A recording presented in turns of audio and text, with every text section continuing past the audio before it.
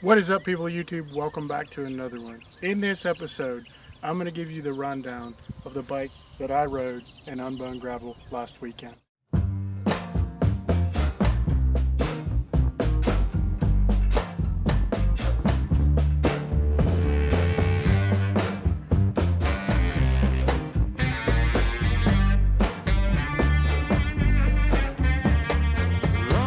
I've had a number of people ask me about my bike setup, my tire setup, my camera setup, lots of things about this bike. So I'm going to spend some time today running down top to bottom, front to back, everything that's on this bike, everything I used, and how things performed at Unbound this year. So let's start out with the big item. This is a Surly Midnight Special frame, 60 centimeter. It's probably 3 or 4 years old now. There's been a number of colorways since this color. Periwinkle Blue Sparkle, I think is what they call it. It's been a great bike, it's been a great frame. I bought this bike from Ottawa Bike and Trail as a frame, and we built it up from there. The idea of this build was to take a steel frame that could give me plenty of comfort and try and lighten it up with some carbon components, some nicer components, so it can be both nimble, comfortable, and provide a great ride for a long day like Unbound gravel. So we have the Midnight Special frame. We have a number of whiskey carbon co-parts. We have a whiskey seat post, whiskey front fork, and whiskey carbon bars. All three of those things, all carbon, all nice and lightweight. Seat post has been wonderful, no issues there. These are probably my favorite carbon bars. I think they're a number 7 bar from Whiskey. Perfect width, just a little bit of flare. They're awesome. They're a great set of bars. If you're looking for carbon bars for your gravel bike, highly recommend. The Whiskey front fork, this is their CX fork. I haven't had as much luck with. For my weight on this bike, for my taste, it just provides a little bit too much lateral flex. So it gets a little bit of a noodly feeling to it, especially if you have a load on these bars. If you're bike packing, this fork just isn't ideal. At some point, I'd love to upgrade this fork. So if you have any ideas out there, I've heard Rodeo Labs or Spork is a great option. Envy makes a nice carbon fork. So if you had any suggestions for what that fork should be upgraded to, the economics don't really permit that right now, but someday down the road I'd love to upgrade that to a better option for the front fork. Let's talk about the drivetrain of this bike. I've had a couple of different drivetrains on this bike. This latest edition of the drivetrain, it is a Sram Rival Etap AXS. So this is the more affordable Etap AXS electronic wireless shifting system, and I went with a mullet setup. So of course we have the road levers, road hydraulic disc brakes, one by in the front, 40-tooth front chainring, but in the rear we have a GX Eagle rear derailleur and then a 1052 single piece cassette. So a mountain bike rear, road front. Gives you a huge range with that 40-tooth front, 1052. So you can move pretty good. At times I do spin out just a little bit with the 40 front, but you really have to be moving to spin that out. Alternatively, there's some pretty steep hills, as you probably saw if you saw the video from Unbound. Having that 52-tooth rear is pretty awesome. So 40-52, I could spin right up those things. So the mountain bike gearing definitely helped out quite a bit. There were a lot of hills that had plenty of folks walking, but I was able to ride up with this setup. So I have nothing but good things to say about this drivetrain setup. I do have the Sram Rival Crank set, and it does have a power meter in there. Why I have a power meter, I don't really know. Do I need a power meter? No, I don't need a power meter. There's one in there. Next thing I wanted to cover is wheels and tires. So these are the Canty Rival wheels. They're an excellent carbon wheel set. So if you're looking for carbon wheels and you want to try something different, this isn't a big time company like you see with Trek and Specials and whatnot. This is kind of a 2-person operation, small company. When you call them, you're going to talk to John, you're going to talk to Vinny, people that are making your wheels, assembling your wheels. I've been riding these wheels for 2 or 3 months now, and I've had nothing but good things to say about them. I'm a heavier rider, as you can probably tell, a heavier, bigger rider, and so having a nice bit of lateral stiffness, especially in the front wheel, is something I notice a lot. I don't want any movement at all in my wheels, and immediately moving to these wheels versus some other carbon wheels I've used in the past, I could tell the difference right away.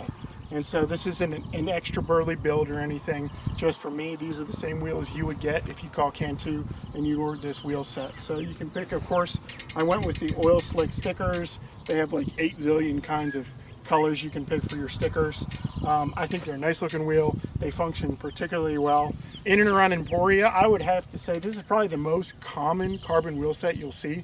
which is funny if you think about how small this company is, but how popular and how common they are in Emporia, a place that has really rugged and burly gravel in places. And so the fact that they're so trusted in the Emporia area suggests something to me. So I was glad to switch to Cantu this year and for the foreseeable future. So Cantu makes a nice product for that wheel set.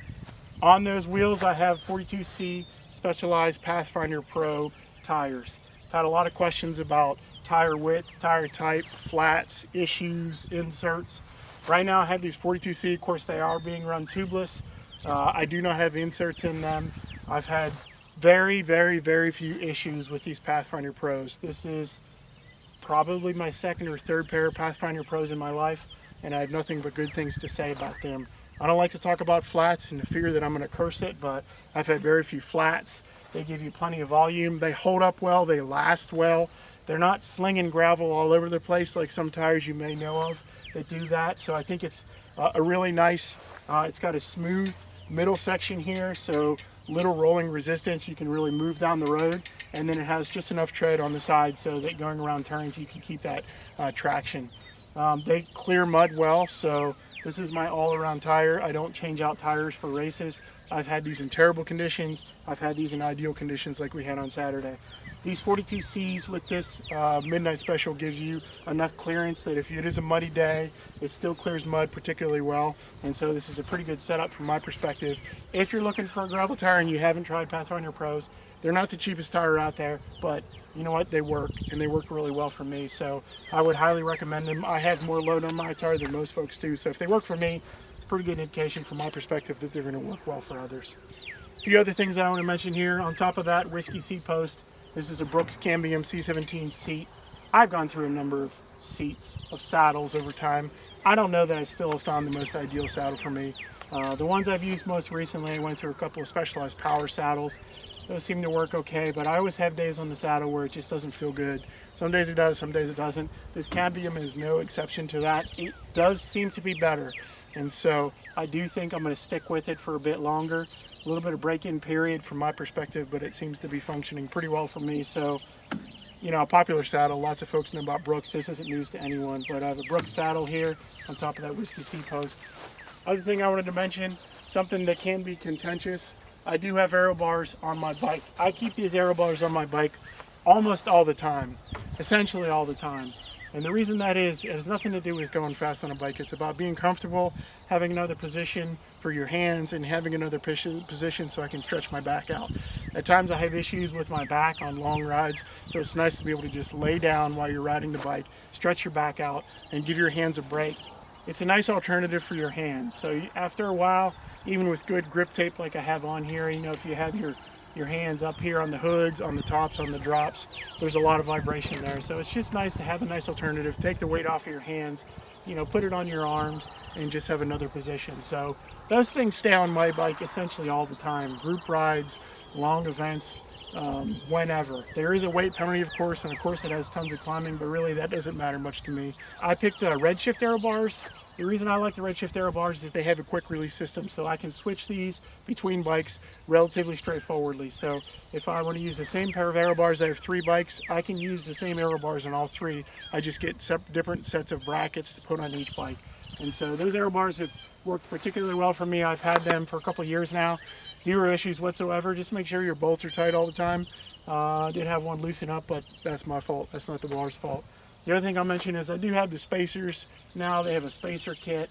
I've tried them higher, I've tried them lower, I've tried them less or more angle. I don't really have a good perspective on what's the best bet and what the best setup is. We're not exactly going in the wind tunnel here, folks. This feels comfortable for me right now, so this is the way they're set up. Next thing I want to talk about is my bag setup. These are the exact bags. Emptied them out, got some stuff out of there, but this is the exact setup that I use at Unbound. So in the back, I have a Relevant Designs. I think they call this the Shrew. This saddlebag has a lot of expansion potential. So the reason I like this is when I'm riding in a day when it starts cold or there's a chance of rain, I can also fit a jacket in here. Then it also has my tools, my tubes, everything I need for mechanical stuff. Everything is in the saddlebag here. That also fits, the reason I bought this originally, it fits a bike with a dropper post. So it doesn't attach to the seat tube at all. It's just attached to the rails, which is a pretty handy design. So Shrew. And then on top here, this top 2 bag I initially bought this because I like to put the GoPro in this bag on the top tube. And the nice thing about this bag, as opposed to those with zippers, they're probably a little more waterproof and you don't have to worry about losing things so much. The nice thing is this latch system and how straightforward it is to be able to open it, close it. It has a magnet in there, it just closes itself essentially all the time. So in this bag is where my nutrition typically goes on a ride. So, you know, we're talking about those peanut butter pretzels. We're talking about tortillas with peanut butter. We're talking about gels that are going to spill all over the freaking place and make a mess. Chews, salt sticks. Everything goes in there or in my pockets on my jersey. Or if I'm using my orange mud, I put it in there. And so this is super handy and it's really straightforward and simple to use. And then I also have this, I guess you call it a gas tank bag on the handlebar. So this is actually an Oveja Negro bag. And the reason I have this bag here is something that I'm carrying that most folks aren't, is I have my GoPro. So I carry 2 GoPros on my bike at all times. This is the one I use for interviews. I talk to it. I show viewpoints where I can move it around. This is a GoPro and it's on their Volta, which is a little tripod hand mount that has batteries in here. So this is essentially 3 batteries worth of power on there. Unfortunately, as you might see here, we've had a few issues with the Volta in the last few events. Rule 3 started some issues. Unbound finished them. So this is no longer functional. It looks like I'm buying my 3rd Volta now. But it does work particularly well. This is a GoPro 10. I have the media mod set up on it. And so this is what I use for a lot of the film that you see in videos. So I have to have it easily available, readily available, and I have to be able to put it away quickly too. So if you get into a rough section, you need both hands for the bars.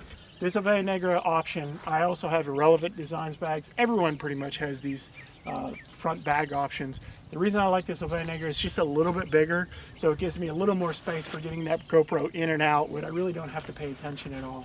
So in that front bag, really it's a GoPro, and then I'll throw a few extra SD cards or batteries in that, and that's pretty much the straightforward rundown for bags on the bike. The last thing I wanted to mention, you can see here is the front of the bike is where I have my second camera, and this is just on the computer mount. I have a Wahoo Element Bolt. This is the same old computer I've been using for years and years. It has seen better days. It's probably time to update this thing, but it's still working, so I'm still using it. This is just a generic, something I got off on Amazon to mount your GoPro underneath your camera, underneath your computer mount here. Works really well. For gravel roads, I also have a chesty mount. I've tried out the mouth deal. I've tried a lot of different things, but for simplicity's sake, this provides a good angle. It's super stable. You can't see those Aero bars. They don't get in the way. Your cables aren't in the way. So I think it provides a good perspective going down the road, especially in rough sections where you don't want to be holding the camera all the time. This camera, you know, I turn it off and on through the event.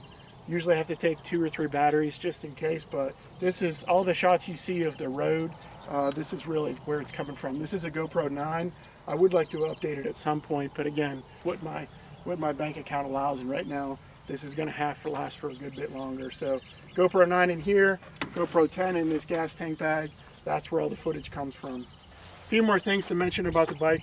I mentioned the drivetrain, of course. It does have Sram hydraulic brakes. Had no issues with those whatsoever. My understanding is the new group set you can actually buy mechanical that also has Etap AXS. At the time I bought this, that wasn't available. I would have liked to go mechanical because I have some Yokozuna Ultimo hybrid brakes that I've had a lot of luck with, and I would like to stick with those. But these Sram brakes have worked really well. Had no issues whatsoever. Few small things. These are king cages. These cages work really well. You know, no complaints whatsoever. Nothing fancy, but I like the looks of them much better than a plastic cage. Pedals. I'm a Shimano pedal guy, so these are the XT mountain bike pedals. I've tried a couple different generic brands, different kinds. I always come back to these Shimano pedals. The XTRs are probably my favorite, but they're just too expensive. And so the XT has a weird Q factor. They kind of seem like they stick out further than I would prefer them to, but they work. And so I have XT on all 3 of my bikes right now. Just got a new pair for my other bike, and so they work pretty well for me. The only other thing I wanted to mention is my pump. This is a Silca Tatico pump. Not the cheapest bike pump in the world, but if I can, especially on group rides and anything, I try and use a pump rather than CO2, rather than have those CO2 canisters that you have to try and recycle, throw away. Just seems wasteful to me. So I have the Tatico pump. I've had great luck with this thing. I swear it puts out like twice as much air as any other pump I've ever tried. And whenever I let someone borrow it on the side of the road, they say the same thing. So it isn't cheap, but it's worth it. I do wish there was some sort of pressure gauge, so you just have to go by the pinch test kind of thing. But the Silka Tatico pump, highly recommend that pump. It's worked really well for me. Have the Wolftooth Seatpost clamp, headset, you know, bolts for the cages, those kind of things. So add a little bit of purple to the setup. I think it looks pretty handy. You'll notice I have a lot of spacers on there. I have a little bit of rise in my stem. The idea of this bike was to set it up. It is a bit small for me. I could probably go with the next size frame up, but I want it to be comfortable on the bike. It's not, you know, this traditional race setup where everything is based on going fast, that type of thing. I want to be comfortable on this bike. I want to enjoy this bike so I can spend long hours on it. And so far, I've been riding this bike for 3 seasons now, and I can certainly say that is the case. It's a comfortable setup. You do have some weight with the steel frame, but going with carbon components and trying to do kind of upscaling some of the componentry on the bike, it helps out with the weight quite a bit. And so far, I've been particularly satisfied with this setup. You know, if you're thinking about a steel bike, of course, everyone knows Surly Midnight Special. The reason I went for a Midnight Special, it's kind of like a somewhat of a road bike geometry with big clearance. So it's a little more aggressive than a lot of steel frames that you see out there, a little bit shorter rear end. So it feels aggressive, it feels sporty, and I really like that. So yeah, Surly Midnight Special has treated me well, and I've had no reason to change. Just upgraded and updated to the drivetrain, different parts on the bike. This bike has been through a number of Unbounds, including a 200, and then of course in 2014 I rode the 100-mile version.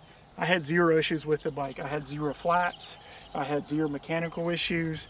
When I stopped in it at my sag stop, it was to wash off. Once again, I spilled gel all over my handlebars. It was disgusting. Washed some things off, put a little lube on the chain, and get rolling. Everything was good to go, and I had no issues for the entire 100 miles. There's some really rough roads there. I didn't walk a single step on that route, and so that was an intentional thing. I wanted to make sure that I could ride everything, and you know, I may not be the fastest rider out there, but I wanted to enjoy every minute of it on this bike. And so there's some steep rough descents, some stream crossings, and some really steep uphills before you get to Council Grove. With the mountain bike gearing, that really wasn't an issue. I'm not a climber. You can look at me and figure that out, that I'm not a climber. But with this gearing and with this setup, I had no issue riding the entire course. Certainly recommend this setup. If you have any questions about particular items, feel free to reach out via social media and the comments below. I'm happy to tell you the good and bad of everything I put on here. As far as upgrades that I'm thinking about, a fork at some point when I can afford it. Carbon forks aren't cheap, so that's going to take some time to get that upgraded at some point or another. Other than that, you know, just keeping things well maintained. I did go with the Silka wax chain for the first time this year. I've never done the chain wax deal before, and I think I like it. It seems to last pretty well. I like that it doesn't attract so much dirt and dust on it, so it doesn't need clean so much. Seems to last pretty well, so I started out with the, you know, wax chain and then the super secret chain lube. I've had good luck with that as well. So the jury's still out a little bit for me on the chain wax deal, but so far so good on that. So I'm going to spend a little bit of time pulling out my saddlebag and running through everything that is present in my saddlebag. Just to show you, I carry more than most folks in a saddlebag. And the reason for that is I like to be as self-sufficient as possible. And the same roads that you were riding for Unbound are the same roads that I ride all the time.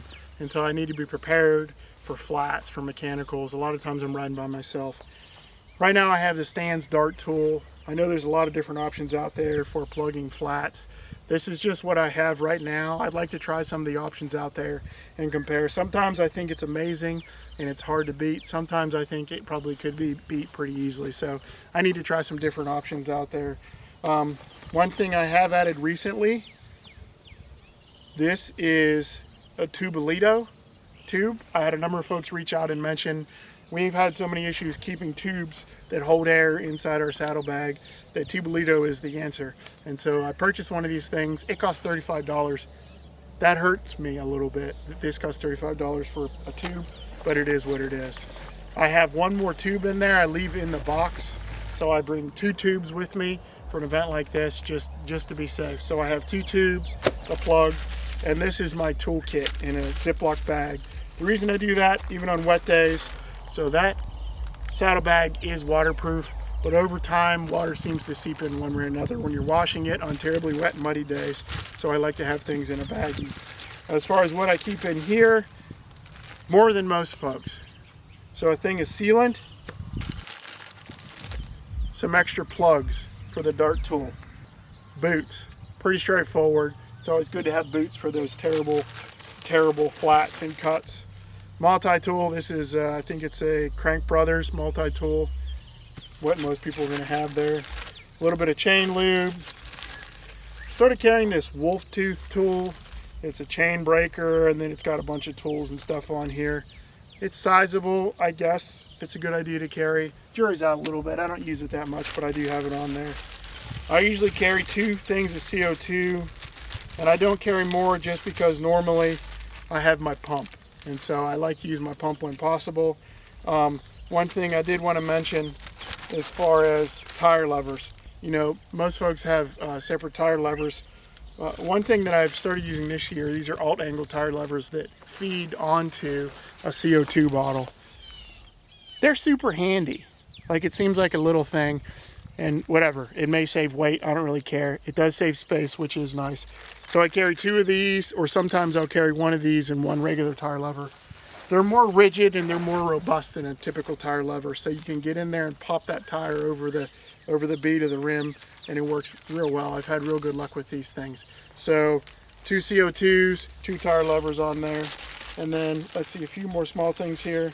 This is my CO2 tool that goes on there. A little bit of chamois butter, because everyone needs to carry a little bit of chamois butter. And then finally, a small patch kit if everything else goes wrong. If you've watched this channel for long, you know everything usually does go wrong. So having that patch kit, those are self-adhesive patches. After extensive field testing, we thought those end up being the most useful of the patch options out there. So that's everything that fits in my saddlebag. It's bigger, it's heavier, it's fuller than most people, but I do find it having value and having that available so that if things go wrong, I'm ready for it and I have what I need. Last thing I wanted to mention today is I wanted to tell you about a little bit about what's holding this bike up. And this is our mobile bike stand. This is a alt angle bike stand, and this is something we purchased on our own, so it wasn't something someone sent us for free. But this bike stand is something we got to use in our van. The idea of the bike stand, it's like a mobile bike stand, so mobile shop mechanic stand. And this is the entire thing right here. So this is what they call their home base. This is just a place to attach it. If you have a ladder on the outside of your van, you can probably attach it to your mirror. You can attach it to a post over there, but it just goes on here and clamps onto this round post here. There's also space so you can attach it to a picnic table. It's pretty slick. It's a pretty handy design. And then of course I had it on my top tube. You can also adjust it to go on your seat tube if you want to go vertical. It's super handy. I'm impressed, I have to say. This is the Hangar Connect by Alt Angle. So, you know, you can move it all the way this direction, this direction. There's pins here, so you can literally make this bar go vertically and then out. There's a ton of adjustment in there. Each one of these handles, if you push on the button, if you want this handle to be here when it's tight, you can move it over here when it's tight. So it gives you a lot of adjustment, a lot of opportunity there to change the setup of it. So we picked up this Alt Angle. This is what we have right here. It's the Alt Angle Hangar Connect. They have a couple different stands. We had the Hangar Connect. We picked it up early in 2024. This is a product I saw at Roller 3 last year. I saw them there at the booth, tried them out a little bit, and when we were working on the van build, I thought this is probably what we need, just given how small and convenient it is to be able to work on a bike at events. So I picked up the Hangar Connect, and then we also got an accessory kit so that it comes with, this is what they call the Probar. So this Probar is this thing right here, and the benefit of the Probar is it lets you extend it out this way, but then it also lets you swivel any angle whatsoever you want to put your bike. So I think that's a pretty handy option to have that Probar, because otherwise you're limited to these pins. It moves in 90-degree increments, right? But with this, you can put it at any angle you want to. So that's the Probar add-on. And then this is the home base, which is the home base is this white post right here. So, you know, it's meant to, of course, hang in your garage or at your house or whatever, but we put it in our van. This stays put here, and then I can put this away, and when I get to the race venue, I can pop this on there and use it. So we did get an accessory kit that comes with a little bag, So the Hangar Connect fits right in here. It's all foam, it's pretty handy. Also got a little space here, so when you're putting it on a picnic table, don't let your golden retriever chew in your spacer like I did, because I'm an idiot. But the nice thing, from my perspective about this, is generally I just leave this on here. So I just turn it sideways like this, tighten it down, and that's where it stays as I'm going down the road. So I have that case, I have all that stuff, but usually this is what it looks like. And then when I get there, I just swing it out, and boom, I'm ready to go. So Alt Angle Hangar Connect, this is one of those products that I saw I liked. I've been trying it for a number of months and I've been impressed with. So we did join the company as an ambassador. So we have a link below with a discount code. I think you're gonna save 10%. So if you're interested in a mobile bike stand, I would recommend it, I would suggest it. Finally, the last thing I wanted to mention today on this video is we finally have our first Back of the Gravel Pack merch. I don't know if you can see that, but we got some hats made with our Back of the Gravel Pack logo. There's a brown and tan version and a gray and orange version. It has our logo. These are Richardson 112 hats. Both of these are available. We have a few left. We did sell quite a few through the Unbound weekend, but if you're interested, reach out to us. Probably the best way is either through email, through our YouTube page, or you can also look at our social media, Facebook and Instagram. That's probably the best way to get in touch with me. If you're interested in a hat, I would recommend sooner than later reaching out and see if you can get one of these. So that's going to do it for today's episode. I certainly appreciate you joining us. If you have any questions about this bike, the products that are on it, what I think about it, feel free to comment below. If you see some things you think I should change, I'd also like to hear those as well. But you know, Unbound is turned into quite an event. 5,000 plus cyclists, the amount of people that come to town. And so when you get in, a lot of folks are traveling from around the US and around the world. Sometimes it's good just to have a perspective of someone that's out there riding those roads on a regular basis. And so if you have any questions about the event, about the bike, any of that, feel free to reach out in the comments below. I'm happy to provide my perspective, right or wrong. I'm certainly no expert, but I can tell you what's worked well for me in the past. I do put my equipment through the ringer. As you can see, I'm a bigger dude. You know, I get out there and pound through those sections. As you may have seen on the video, if there's a section I can ride, I will ride it. And so this bike doesn't get off easy at all. And so far it's proven quite reliable. It's been a great gravel bike so far, and now hopefully that continues. So with that, I just want to say thanks for joining us on this episode. If you're still with us and you haven't done so already, it would be great if you could like, comment, and especially subscribe. It helps others find the channel and find this content. So thanks for joining us, and we'll see you next time. One final shout out for this video. Basecamp Flint Hills, you certainly want to look him up if you're going to be in this area. If you're bike camping in Flint Hills Nature Trail, if you're coming to Emporia to ride bikes or whatever, this is a great place to camp. They got a shower house, they got an outhouse. There's some spots here with, I think they have electricity hookups kind of thing. So great place to camp. It's on Hip Camp, which is the site that you use to book these kind of places. It's probably 15 minutes, I don't know, maybe 20 minutes from the town of Emporia, and it's out, in the prairie of Kansas, right along the Flint Hills. And so it's an amazing place. There's quail out here calling. It's amazingly peaceful. Thanks to Basecamp Flint Hills for letting me film out here, and make sure you look them up if you're going to be in the area. Liberates me from my winter hell. I've got candles and candy. I can be your daddy if you only let me creep into your bosom.